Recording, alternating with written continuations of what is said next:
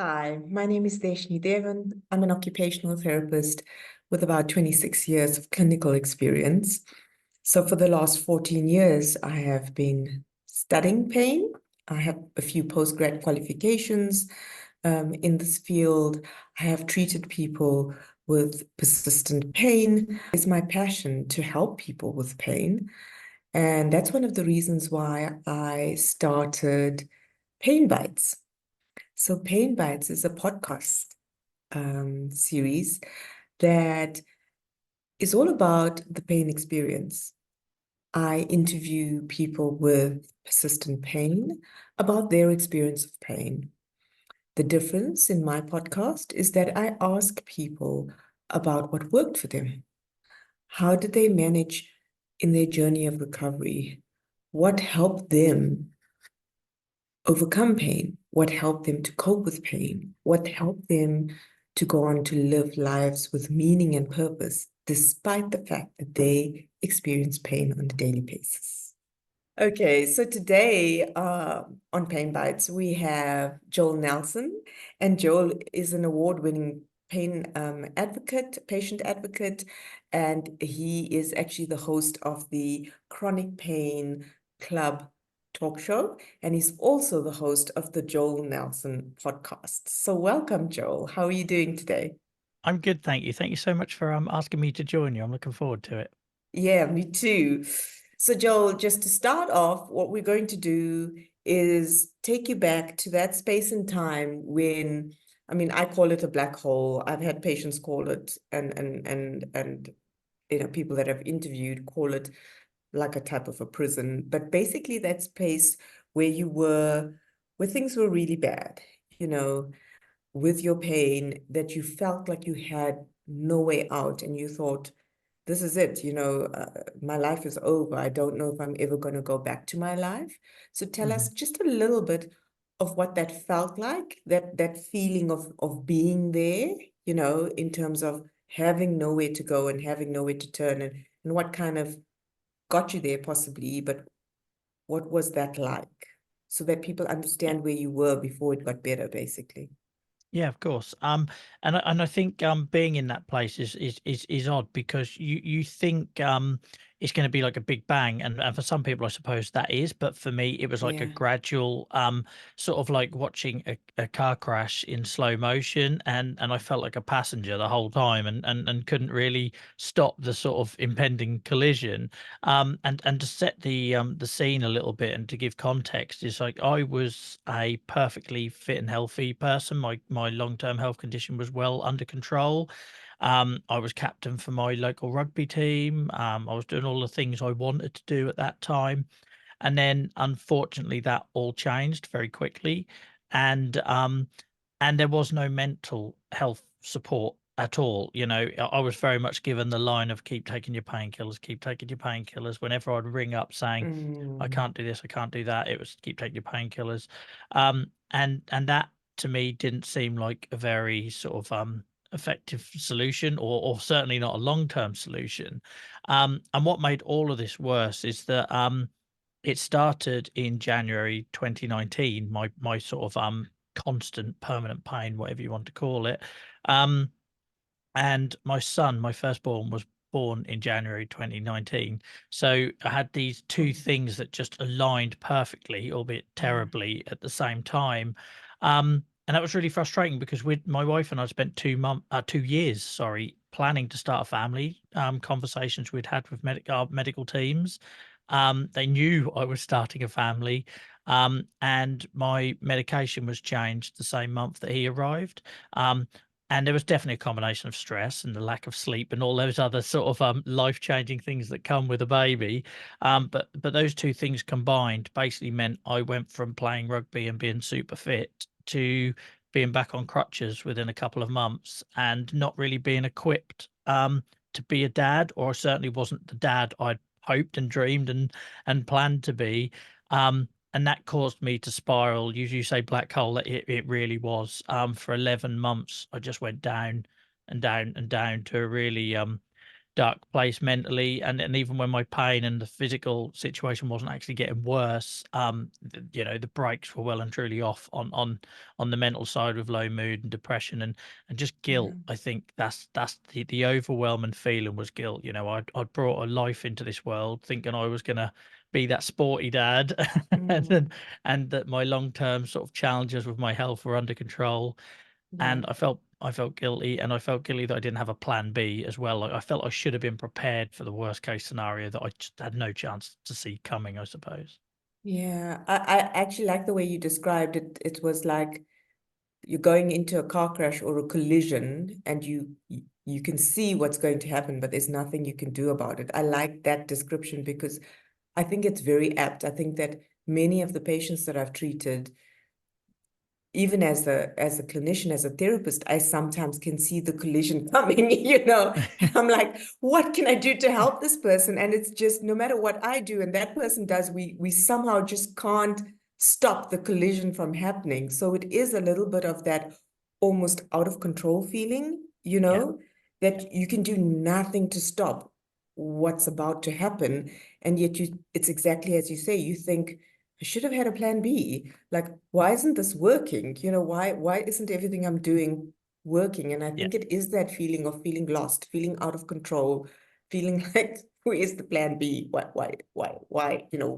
And then you quickly turn that back on yourself. You blame yourself, that sort of Yeah, self-loathing, and like, 'cause as somebody who'd been in a wheelchair as a child, but then spent 20 years being perfectly able-bodied, that's yeah, straight where my mind went to. It was like, "Oh, you're stupid, Joel. You used to be disabled when you were a child. Why wouldn't you consider that prospect of starting?" But I had no logically, I can look at it now. I'm out of that place and say, well, obviously, I had no reason to anticipate that would be the situation or the yeah, scenario.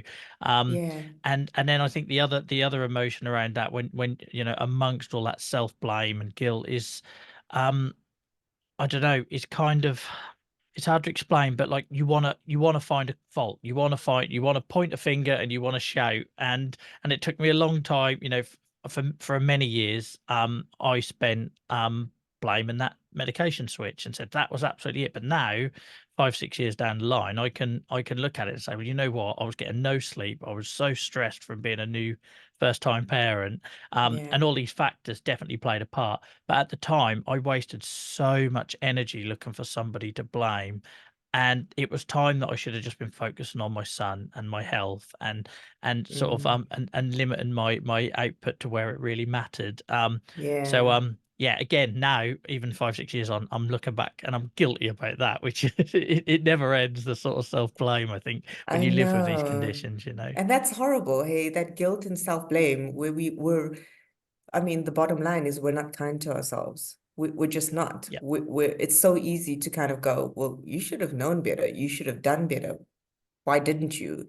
yeah, Instead of, that was a really tough place. I was doing the best I could, the best I knew how to. And you yeah, were.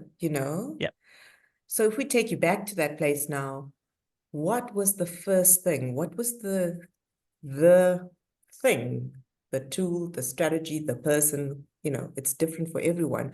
What was it that started you on your road back to yourself? yeah. It was my wife. Like so many people, it was my partner, but she had to go through lots of months of me brick walling and Mm, isolating myself. And, I went through all sorts of emotions. I was definitely suicidal at one point as well.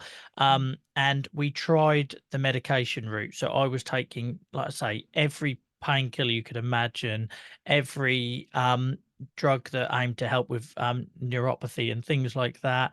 I was then taking stuff to help me sleep. I was then being given stuff to wake me up again so I could actually function as a dad, and it was just dangerous.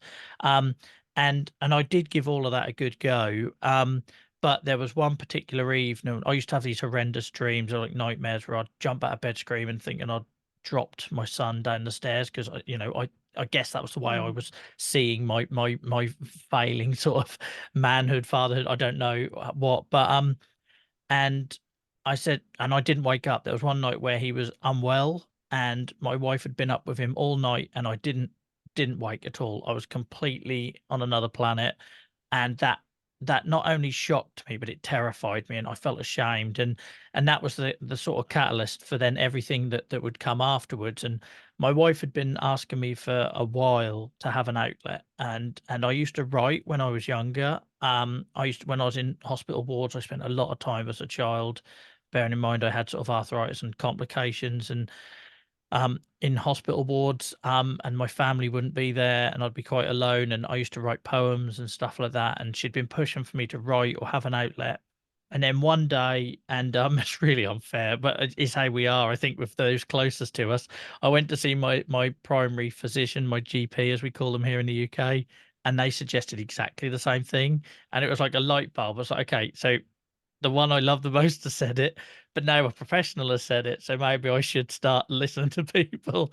And I'm sure she wasn't happy that I came home after months of her pushing for me to do that, to say I'm going to start doing it now because somebody else told me. But that was the kind of kick I needed, and Yeah. um and so I started a blog, and it was completely private. I had no intention of anyone seeing it. It was more like a diary, just Mm. somewhere where I could collect my thoughts. But when I Yeah. started that, I done a Facebook post basically saying, look, for everyone that's wondered where I've gone, because I just vanished. I didn't know how to explain to my rugby teammates what had happened. I'd had no need to explain to them about my arthritis or disability because it just hadn't been a factor for years.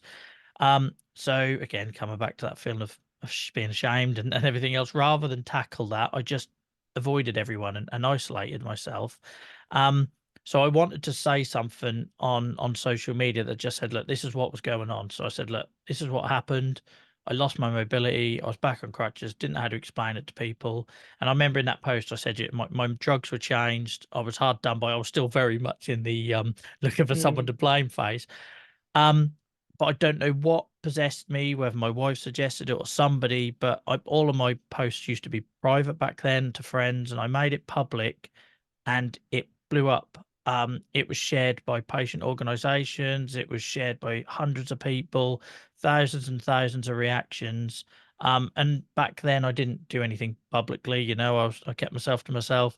And it suddenly occurred to me there was all these people in that same dark place that I was, and Yeah. some of them were very much directly as a result of the same changes that I had to go through with the NHS England treatment change. Um, and I felt, I don't know, something came over me that I felt I owed it to other people, that I couldn't do this privately. I had to like share it, because if just one person out there that was in that place I was a couple of months ago felt seen or felt like it wasn't only them, because I was very Yeah. much obviously just a couple of weeks before blaming myself for everything, not Yeah. realizing there was a group of us in the same boat. Um, and I made that blog public, and then the rest is history. And here I am today. Everything, and the sad thing is the blog doesn't even exist anymore. Like, it got me through the Oh, darkest period of my life. yes. And then once I started getting asked to speak and do things like this and Yes. Yeah. Yeah. travel, and I just lost connection with my writing. I still Yes. write privately. I do little poems and Yes. things for my son and for Yes. myself. Yeah. But yeah, that's the sad thing, is that what got us here is is no longer actually live. But that's Yeah. what got me But out I of the place. mean, I think it's great that you can look back and say that that's the thing that unlocked it, right? That really unlocked the door. Yeah, and it's Uh, really obvious. I know for some people it's not. It could be like this gradual, you maybe say yes to something like mm, mental health support, or mm, a friend or a social effort, or something. But mm, for me, it was really cut and dry. It was like opening a door that I didn't even know was there, and it had been sitting there the whole time. yeah. And suddenly I discovered peer support and advocacy, and it was like this whole thing I just had no visibility of at times. It was like I could not see it, and suddenly I'd put glasses on and I could, and Yeah. it became my therapy. Yeah, and that I think is amazing. I think the one thing that also stands out for me in what you said was that whole thing of being socially isolated, but so socially isolated that you couldn't look up almost from where you were. You were so inward focused that you weren't looking up, even though Yep. your wife was kind of pushing you and pushing you and pushing you. You were kind of like, no, no, no, I'm fine. I'm doing what I can, you know. And Yep. then a professional kind of came and said the same thing that she was saying, Yeah, and you absolutely. kind of went, oh, hang on a sec. Yeah. Maybe there's something to this. And I don't think you should judge yourself too harshly for that, because I think a lot of us do that. We tend to assume that when somebody who knows us best, or is a friend or is a partner, says things to us, we don't take it as seriously as we should, probably. Yeah, Maybe because we're kind of going, well, I don't know if you know what I'm going through. You haven't walked this journey, you haven't experienced what I have. So I'm not sure if you're quite where I am. But then when a healthcare professional kind of says, this is maybe what you should try, you hear it differently, because yeah, you kind of think, this person has had all that medical training, they have all this knowledge and experience. And if they say something, it's almost louder, right? It totally. almost it almost gets through the barrier.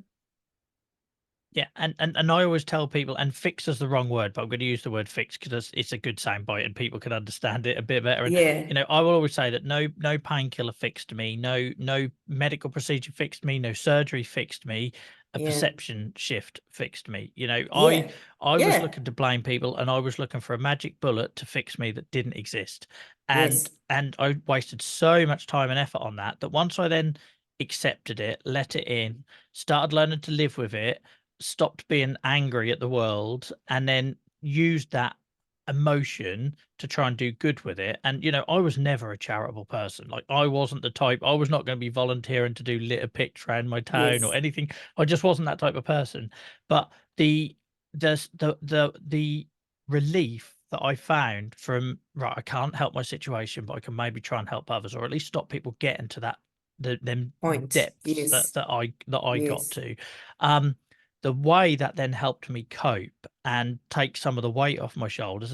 And yes, you have to be mm, careful in this line of work for advocacy. You do take on a lot of burden of the challenges and other people's stories and things like that. yeah, But the way that then helped me, like, it was a two-way thing. And I often say to people, I got into all of this quite selfishly. It was to help me. People think you're helping them. It helped. It absolutely helps me, and that's okay. So for me, it was that perception shift. It took two people to zero me in on something that I just couldn't see. And also I think it's really important to say as well, like, as most men, as a real big issue here in the UK, I'm sure it is other places, I tried to talk to family and people about what I was going through. I tried to explain that I was suicidal, and the experience was horrendous. I was mocked and jokes from mm, in the UK, men, changing room, rugby changing rooms, and pub culture, and the way of mm, dealing with difficult situations is to make a joke out of it. And it was the last thing I needed. So I completely closed off. I tried doing that 3 or 4 months into yeah, that journey. And then it meant I probably went backwards for 6 months and just went completely inward. So being able to get a different perspective from others, but also a different yeah, format. Nobody was asking me to go and yes, sit in front of somebody and talk again.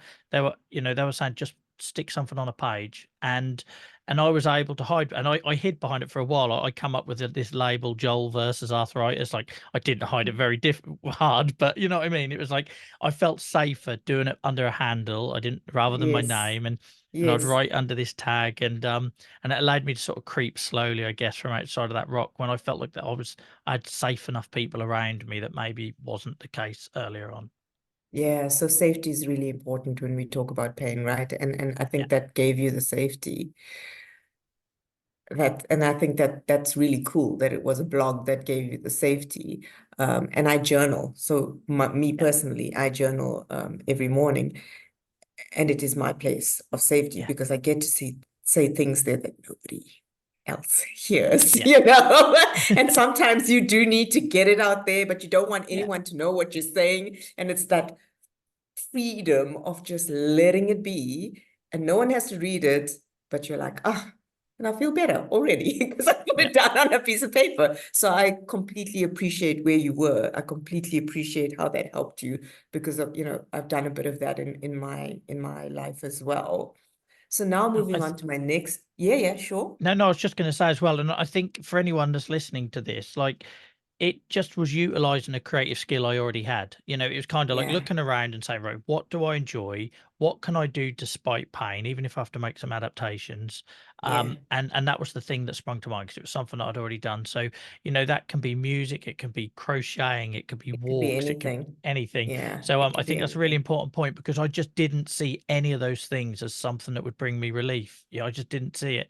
And now Mm. I use music and lots of other things to help me get out of bad places because there are bumps in the road. So Yeah. I think yeah, that's I just wanted to add that because it could be whatever you're already doing just with adaptations. Yeah. Agreed. Agreed. So my next question to you is, in your journey of recovery, in your journey of coming back to yourself, what would you say are your top three? So I know there's lots, by now there's lots, but what were your top three things that actually got you going on this path? Like, what would you say are your top three that work really well for you in your journey of recovery and actually finding meaning and purpose in your life and thriving as you Yeah. are today, as opposed to where you were? Yeah, so I touched on it a little bit already, but doing stuff you enjoy. I think when you're in them dark places, I will often describe my pain as, if I go off work, I will go off work initially with the pain or a physical issue, but then the second half of that absence is normally mental health because I've isolated and I felt like I can't do anything I enjoy. Like, how dare I when I'm not able to produce for my family and work and this sort of thing. So I Mm. quickly find myself stop playing my guitar and I will stop turning up for things and I will cancel events and this sort of thing. And I used to be terrible for that, especially in the first couple of years on this journey. So now I'm very aware that I need to keep doing what keeps me well. It sounds like a funny thing to say, but like, so when I do hit those bumps in the road, that then I'm not completely like, you cutting off my nose, smoke face, just ruin and making the situation much worse. I think that's Mm. probably the takeaway with that one.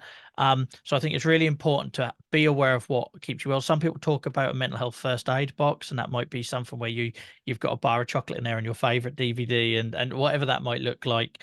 Just that thing you can turn to. So when you are in that mindset of just want to isolate and retract, you don't. So I think that's really important. And I suppose following on from that would be communication would be my second one, because again, I think for me that natural instinct is just to go inwards and I should shut off and I still do it. I can't sit here and say just because I've overcome and come out of those really dark places that I don't have wobbles. We'll all have wobbles. We're human. Yeah. Yeah. And sometimes I don't manage my pain right, and you pay the price for that. And um, but the important thing is now, I literally done it this morning. I've got a WhatsApp on my phone this morning. I was up here on my desk work, and my wife was downstairs with my son, and I just said, I've just had a wave of low mood and intrusive thoughts. You don't need to do nothing. Nothing caused it, but just so you know, because otherwise she sees me coming down at lunch break and I'm sore and I've got these things going on in my head and maybe doesn't understand why suddenly that rubbish not being taken out is a problem or the washing up not being done is a problem and things that wouldn't have bothered me a few hours earlier. So communication's really important in getting out of those places. Um, and then I think the big one, which I'm always going to go on about because it's kind of all I do now, is peer support and recognizing what your peer support network looks like and not being afraid to change it. It's a difficult one, but like, we naturally think of peer support being immediate family, friends, loved ones. Sometimes they're not the best people to get you out of those places. My family are amazingly supportive when I can't do things as a dad and I need people to help me with my son. They're totally understanding when I'm in a lot of pain. And or I've got a physical disability and I'm back in the chair or on my crutches or whatever that might look like. But like a lot of people, they struggle with the mental side, and the low mood side, or, you know, people feel the need to fill the void with comments like, what you got to be sad about, which doesn't help at all. Doesn't help at all, but it's just human nature. We feel like we've got to offer something. So people come out of these suggestions which make things worse. So understanding what your peer support network looks like. Don't be afraid to experiment with it. Don't be afraid to if there are elements that are just making things that much worse, then step away from it. Just step away from it. It might hurt and cause a bit of pain in the short term, but in the long term, my word, has that made my life a little bit easier knowing when I just don't need that conflict or I can just, again, it's about where to focus your energy. So I think that's important. And then the final bit I would add to that peer support to make that really work for you is, rather than leaving them gaps for people to try and suggest fixes that are frankly just going to probably insult you, um, get people into a habit of asking you what you need. So if I'm in a lot of pain, my wife won't try and suggest something to fix. Now she will say, "What do you need?" And I can say, "Well, it's really bothering me because I'm stuck here in the chair and I'm looking out of the window and the grass is really long. So if you can find some time this week to just cut the grass for me so I stop obsessing over that." And it sounds stupid, but just having that opportunity, that space Mm. to say, this is what would help. It might sound stupid. It might be the most basic of things. And then it stops that first scenario I talked about where I say, it's insulting, or maybe things get suggested that make things worse. But it just gives you that opportunity. And sometimes I'm just like, no, I'm good. Let me ride through it. But it gives you that opportunity. And I think if you can get people into a habit of saying that around you in that peer support space, then you're really setting yourself up to minimize the impact that any bump in the road has. Yeah, so those are great. Those three are great. So, if I want to summarize, I think that your first one, where you talk about doing things that you enjoy, but also kind of looking after yourself, taking care of yourself when you need to. Yeah, I usually call that self-care. So it's a form of self-care. It's kind of like, and so the interesting thing for me, and it's not just with people with pain, I think it's with everyone, and myself included, is that we really struggle to look after ourselves. We really yeah, struggle to actually be selfish enough to say, today I need to go and do this. And it might be a walk, it might be playing music, it might be taking a bath, it might be going to have a massage. It's different things for different people. Uh, but I'm taking some time out today for me and me only. And I'm not going to involve my family or my friends or anyone else, but I'm going to do something for me. yeah, I find it such a difficult thing that people really struggle with that they find that being selfish is almost like a negative thing. It's almost like, yeah, but you shouldn't take time out for yourself. You should be spending time with other people. You should be doing stuff for other people. Taking time for yourself, what's that? yeah, So I think our society has almost gone towards this thing of taking time for yourself is seen as selfish. And I think that that's, for me, hearing you say that it's important. It's important for people to realize you've got to take time for the things you enjoy. You've got to take time to do things that feed you, right? That yeah, actually feed you and help you and improve your energy. And yes, communication, communication, communication. I can't agree with you more, because I think that for me, communication is really important, like you said, and just being able to get people to do what you need them to do in your yeah, space, but also just being able to talk about your experience honestly and not feel judged, um, and talk about it in a way that you're heard and validated and accepted, I think is really important. So that's a message that often comes out, in pain circles. We always talk about the fact that as clinicians and therapists, people need to pay attention, they need to listen, they need to acknowledge, they need to validate, they need to accept your experience, because we yeah, often find that people don't get that right. But yeah, I agree. Communication is completely important. And then the last one, I love the way you said that actually you need to get people to instead of kind of try and problem solve your problem, because that's what we do, right? Somebody comes to us and they're not coping, and we think they're struggling. We kind of go, well, try this. Or have you tried that? yeah, Or yeah. my aunt has exactly the same problem as you, Yes. and this is what she does to Yeah. make it better. You know, Try being a child with arthritis. How many times you hear about people's grandparents was Yes, insane. exactly. So I always say to my patients, it's your neighbor who says, "You have you tried this blue cream? It's amazing." Yeah. Yeah. And Yeah. I'm always like, you kind of go, when people do that, you kind of just go, "Yeah, that's great. Thank you so much for that advice, and maybe I'll try it sometime." But what I'm doing now is working for me. But thank you so much, because I think it doesn't come from a bad place. People are not, No, they're no, trying no. to help, but they're trying to help in their space. But I love what you said about just change the conversation and trying, and it's almost like training them, right? Training a Yeah, peer support yes, group yeah, to kind of yeah, go, well, what I want you to actually say is, what do you need? And then I'll tell you what I need. yeah, And that helps me more than anything else you could say. And I think if people know that, then they will ask, what do you need from me today? And then immediately you get what you need, right? yeah, yeah, totally. And I say it removes all of that, because if I'm in a really dark place and somebody comes out of one of those suggestions, we know that it's well intended. But all it does is remind me of the void. People don't understand me. I'm isolated. What's the point me talking about it if no one's ever going to get it? All those sort of Yeah, thoughts go through your head. So if you yeah, can remove those suggestions as much as you can, yes, then yes, it stops that, because when low mood and everything, it is like having that little voice on your shoulder that's constantly pointing yeah, out the bad and the yeah, worry. Like, so for example, if I'm in a bad place today, I come off this call with yourself and I won't be focusing on yes, the great conversation we had. I'll be focused on, yes, oh, do you remember that time where I just accidentally knocked my mic? And and it kind of is that, it yes, fuels that yes, negative thing. So it's about thinking bigger picture. And I think with all of those three suggestions, it is about especially that first one about doing what makes you well. I think when we're in pain or in that dark place, we're so aware of the burden we're putting on others that the thought to then do something that feels quite selfish is like the last thing you want to do.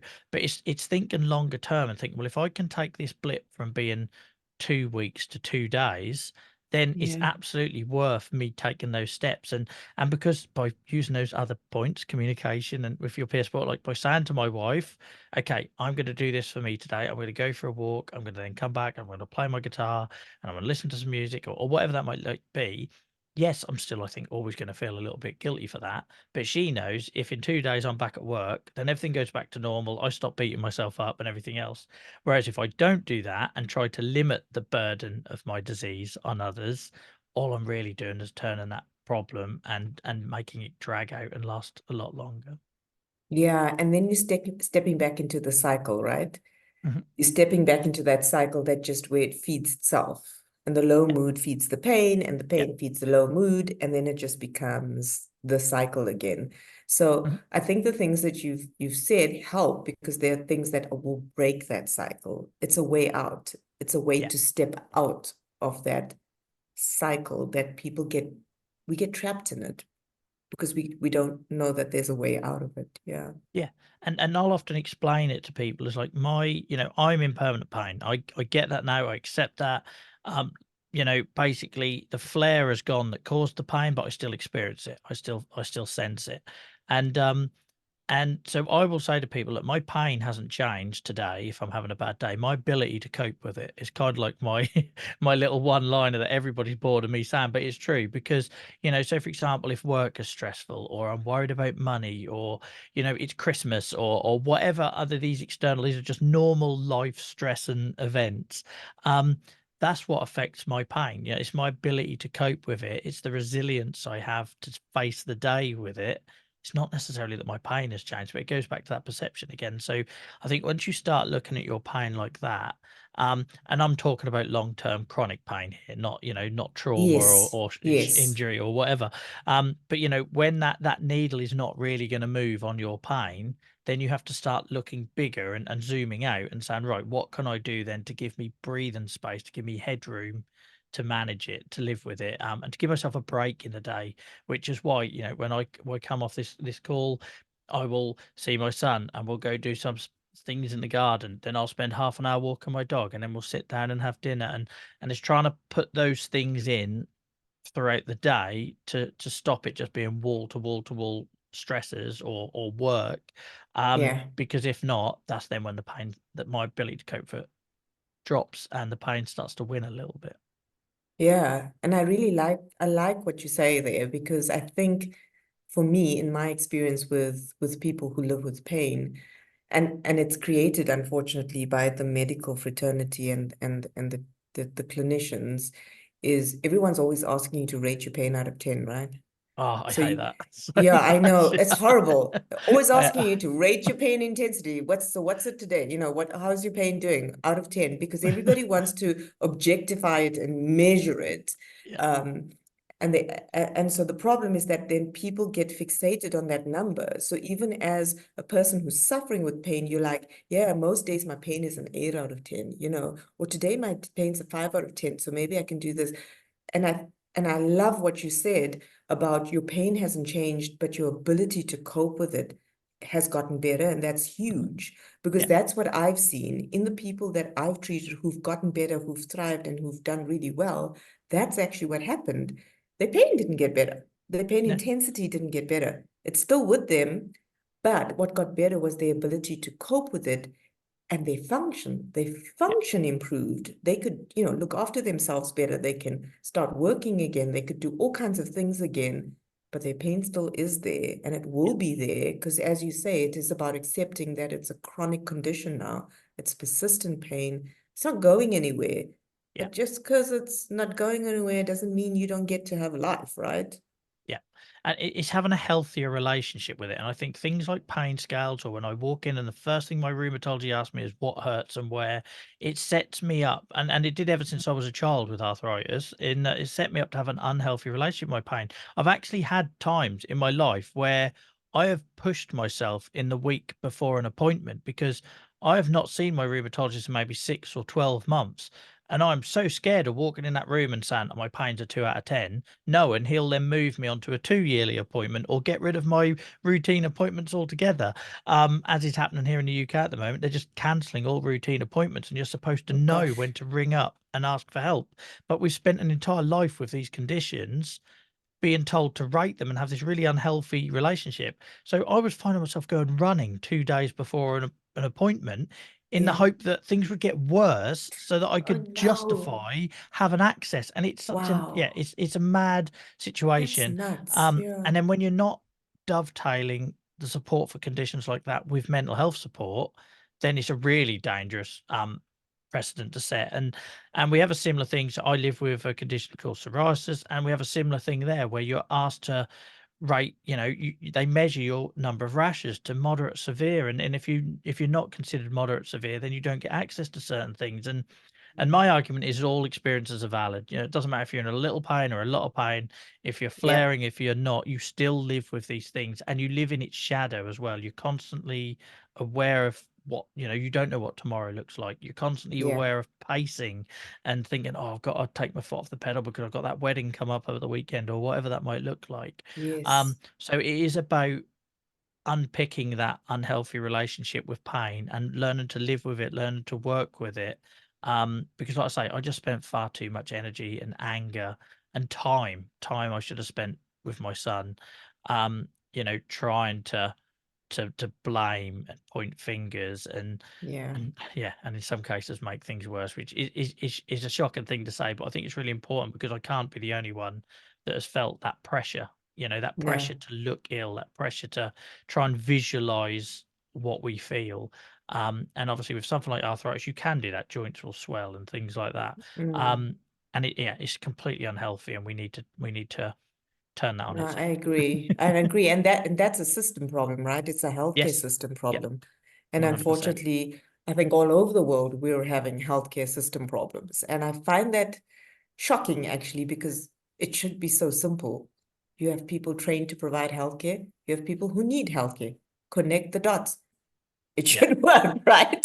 Yeah. But it's not. It feels like there's more people needing healthcare, there's less people providing the healthcare, and there seems to be this whole financial thing between the two that makes everything complicated. And the people who, I don't know, what do you call them? The number crunchers? Those Yeah. people who make the important financial decisions, then who have actually, let's be honest, the number crunchers or the people who make the financial decisions, they don't really have an idea of the stresses we face as healthcare providers who want to provide healthcare for our patients, and as the people who are seeking the healthcare and who need the healthcare and what their needs are, they don't really have a clue of how difficult it is for both sides of No, that coin to no. actually make it work. if Yeah. you're giving us less money or you're giving us less resources, or you're now saying that, oh, well, if you're well, you must only come back in 2 years. Goodness, I'm Yeah. like shocked at that. What does that mean? 2 years? Someone with a chronic condition like arthritis must see a rheumatologist every 2 years? Yeah. How does that work? You know, like, Yeah. have you even thought about the fact that this is a chronic condition? And in that 2 years, you could have all kinds of complications or flare-ups or things that if something starts and isn't treated, it could Yeah. become a massive problem for that Yeah. person. How do you not get it? But they don't No, get it because they don't understand healthcare, essentially. yeah, and the thing is as well, so many healthcare systems are built around triage. They're built around you break your leg, you go in, you get it fixed, you come out, and then Yes, they've never really tackled the problem with long-term health conditions. And most countries' populations are growing, most populations are aging, and it's only going to get a bigger yes, problem. And I think that's why I work so hard to try and hear both sides. Because here in the UK, and I know it probably happens elsewhere. A lot of patients, because they don't understand the pressures and the challenges that the medical profession are under, and the health, the fact that the average dermatologist, sorry, will get 7 minutes for an appointment. So of course they ask you about your rashes and how bad they are, because that's all they've got, and they're also not equipped or trained to field mental health issues. So when I go into my appointment and I'm crying because I've lost my job, they don't want to ask about it because they don't know what to do with the answer. So I think that's yeah, that's a big issue. So it's why, like, when I have these conversations with the talk show and the podcast and everything, I try to say, right, we'll focus on lived experience, and we make sure we're providing a platform for people to share their experiences. But what we also do is every couple of weeks get in a medical professional, get in a researcher, get in a decision maker, yes. because I think it's really important that we all understand we all want the same thing. We just got different challenges and different pressures. Yeah, and that's so interesting because it's exactly as you say, we all want the same goal.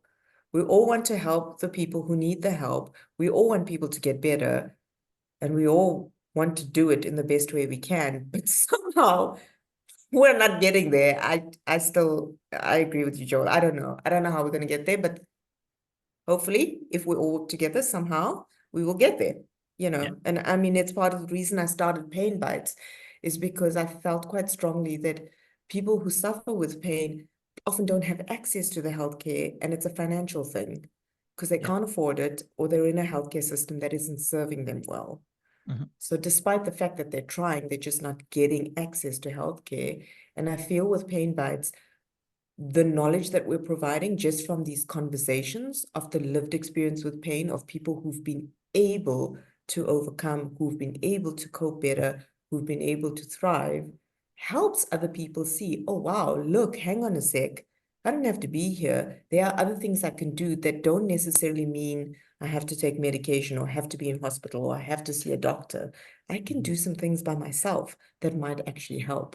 And I Yeah. think that for me is a really powerful conversation and a powerful tool, Yeah. to getting there.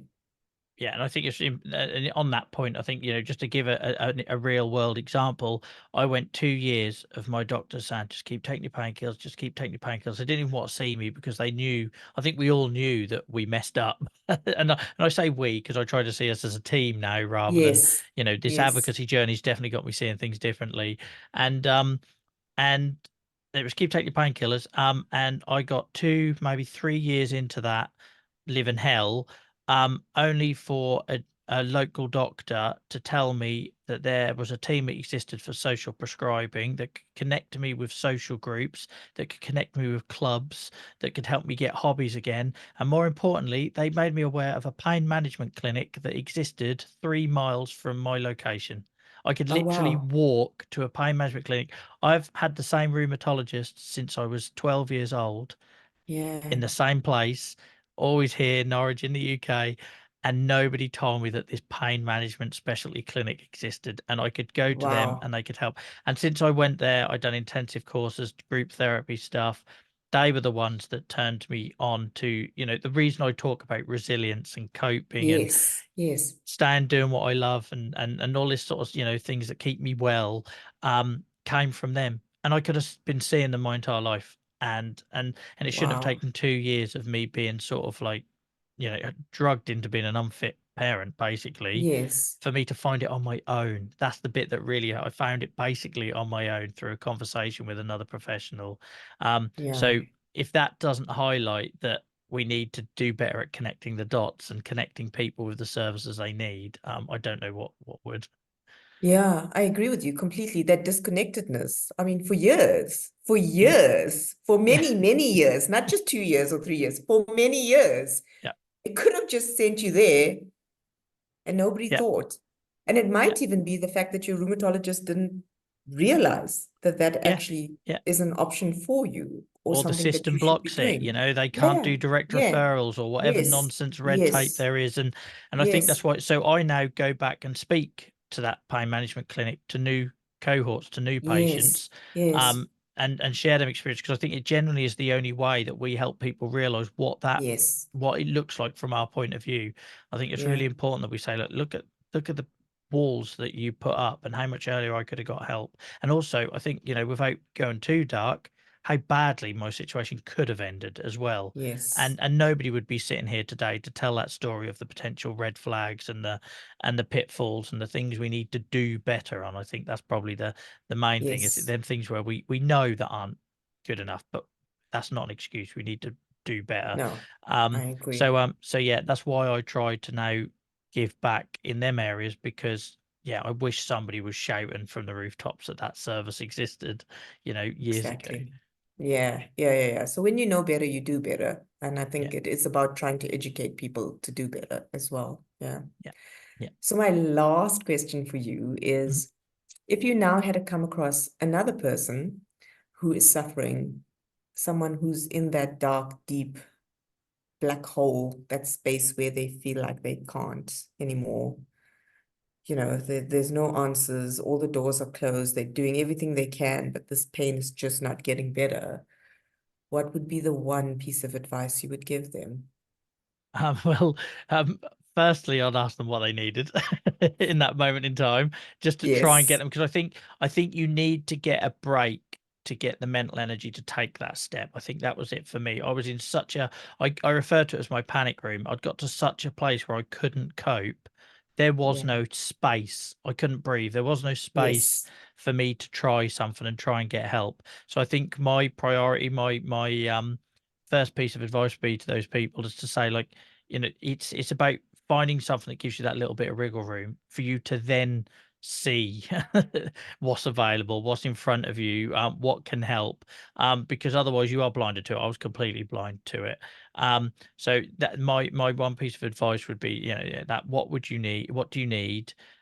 What can we do to make you better? And I think it's really important, that use of the word we, for people to feel supported, feel like they're in a team, that it's not me telling you what you should do and what you could try. Like, exactly. I I could tell you agree. about the pain management clinic, but Mm, first I need to understand, where you're at and what you're hoping to get out of it.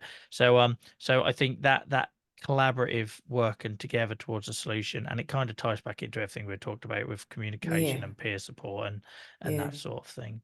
yeah, completely agree with you. So I think we've come to the end, and it's been an amazing conversation. Thank you so much I've for really sharing enjoyed your it. experience. Yeah. So now that we're at the end, I would like to give you some time to just tell everyone about what you do or where to find you, because I think it's really important that we highlight what's available to people. And I think that you do really good work, Joel. So I really Oh, would thank like you you. to just let people know where Yeah. to find you if they're looking for you, on all of these various platforms that you are, Mhm. where actually to find you. Yeah, sure. Thank you. I'm a typical British person in that I can't take compliments and I'm not very good at self promotion. But ultimately, I'm on social media pretty much everywhere under the handle at Joel versus Arthritis, VS Arthritis.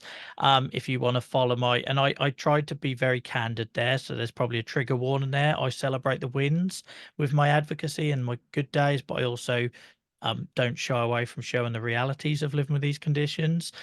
You can also find us on YouTube if you look up the Chronic Pain Club talk show or just search my name. Every Sunday evening, or most Sunday evenings, health permitting, we are joined by a live guest to share their lived experience. Sometimes they're patients, sometimes they're medical professionals, sometimes they're sort of key opinion leaders. Yourself is absolutely welcome on anytime. It'd be brilliant. Sure, I'd love to. And then if, again, I tried to focus with my advocacy work, it's about meeting people where they are. So I stream on YouTube and I stream on Twitch. Again, Twitch is Joel versus Arthritis, where if people are playing games to escape and distract from their pain, hopefully we provide a platform for people to do that there, or if they want to watch and listen on YouTube. But if just listening whilst walking the dog or anything is more your thing, you can also find all of our conversations on the podcast. If you just, wherever you listen, search Joel Nelson, Joel Nelson, you'll find our podcast come up there as well. So we're very thinly stretched in all the things we do, but it's about trying to meet people where they are. When if I can end on anything, when I was a child with arthritis, I sat in waiting rooms surrounded by people that were decades older than me. The posters on the wall were of people that were decades older than me. I felt isolated from the day I was diagnosed with this disease. Nobody represented me. Nothing felt relatable. So if I can do things now where we try and do things a little bit off the beaten track, whether that's playing Minecraft on Twitch or the talk show or having these conversations with your good self, where we can try and maybe pick people up that are in their little corner of the world or the internet and feeling like nobody understands what they're going through, then yeah, creating those peer support spaces is what I strive to do. And I really appreciate you giving me the time to share that. Oh no, you're most welcome. This is what it's about. I really believe it's going to help people. That's why we do this. Thank you so much for your time, Joel. I really, really appreciate it. Thank you so much for having me. It's been a pleasure.